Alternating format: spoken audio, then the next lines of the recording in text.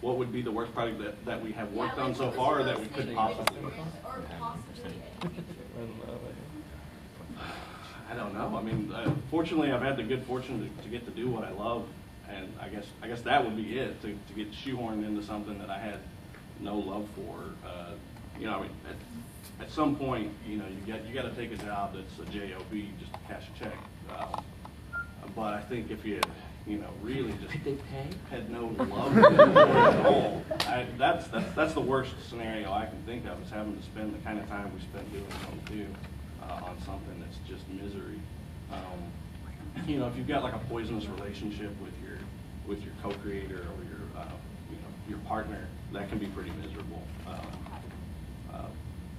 But I don't know. I mean, fortunately, I haven't had to endure that. You know, so. I think a lot of times it's not so much about hating something, but jobs will, a lot of things that you have high, expectations for and of will sometimes not be, it's never what you think it's going to be. I mean, when I worked on Electra, there was no painted page rate at that time, so I just, they had like the regular comic coloring rate, which is like $40 a page or something like that, with the, the Y2BK and whatever, the B2. But I wanted to do a painted stuff, so I basically did it for that kind of regular comic book coloring rate, just simply because I had to do it. And so that took on a life of its own. And then there's other things. After I finished Electra, I went on to The Shadow, and I had mistakenly thought, well, this is what I'm going to do now. I'm going to go more in this direction. I sort of felt like we opened a door and I could go through it now. And then when I did the question, after I signed the contract for it, for the 6 issues, I was foolish enough to sort of think that I didn't have to ask. I mean, but when I started to produce pages, they were like, it's like, you got to do it like more, like straighter, more like what Shakin did, or more like the older, like a regular comic book. And it was a little bit of gear grinding. So I turned it into an exercise kind of into drawing and inking and things like that. So I tried to, if I didn't have the creative freedom to work with it in a certain way, I could work with it in another. So certain jobs become jobs. And then like with Hendrix, I look at that as kind of a pretty failure. I think there were certain things about it that I really enjoyed, but I wanted to try digital stuff as well. And I really wanted to try some constructed pieces and do a lot more. I mean, when they brought the assignment to me, originally they had approached Will Eisner, and Will said, "I am so not the right person for this," and he actually mentioned me. And then when the packager, the person who came up with the idea, and had gotten the permission from Alan Douglas, who at that time, before the rights reverted back to the Hendrix estate. And all he wanted was painted stuff. He didn't want any digital. He didn't want any constructed pieces. And his whole thing was, your work looks like the comic book or the artwork equivalent of what Jimmy's music sounded like, which is a really wonderful compliment. But if Jimmy was using the fuzz box. I think if Jimmy were still around, I think he'd be at the forefront of, anything and everything. I think he was a major league experimental, scientist. I mean, in that way, and a true artist in that respect. So I know in my mind what the Hendrix book could have been, but it's still something I'm proud of.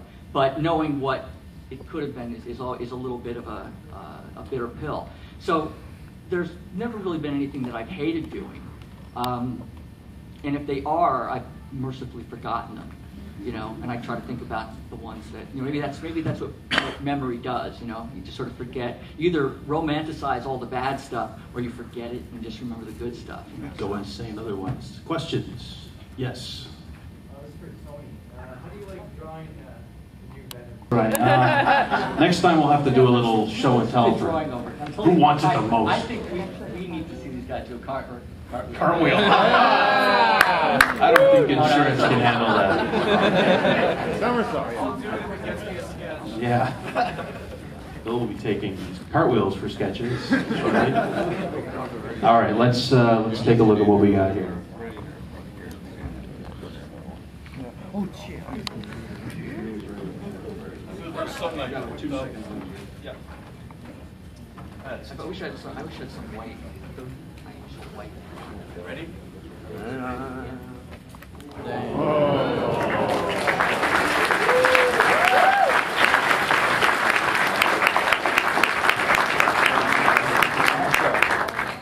wish I had some of that white out stuff I'd gone into, but I didn't bring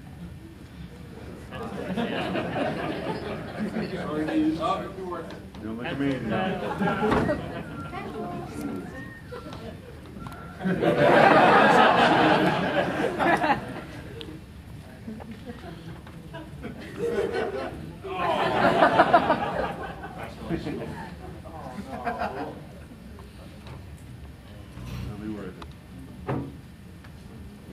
So any other questions? It's for both of you, although I know Tony's kind of busy at the moment. Dream project. Tony, take this one. For anything, dead or alive or anything like that. Like someone else's sandbox you're talking? I don't know, like your own, someone else's sandbox, collaboration with someone, like anything. Well, I'm working actually on my dream project, believe it or not, would be to finish with numbers. I mean, I'd love to do that. Yeah, right. Like, yeah, I mean, and since New York's going to get hit by a hurricane, who knows when that, it might not have, it might be, not out of the question. But I'd like to, I'm actually working on my own, back to my own stuff again, writings, and so that's kind of a dream thing, is to get back into a position where I could do some of my own stuff again. So it's a children's book for adults. And also finishing and doing that project with Old Kid Dick Estates. That's a big dream. Right now, it's like there's not, we haven't even gotten that far. We haven't even gotten that far about publishers. So yes. Rock and roll. It'll never true. Yeah.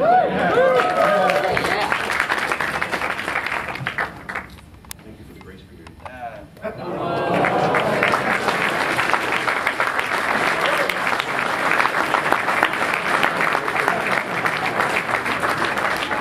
Awesome. I think we're all winners here today.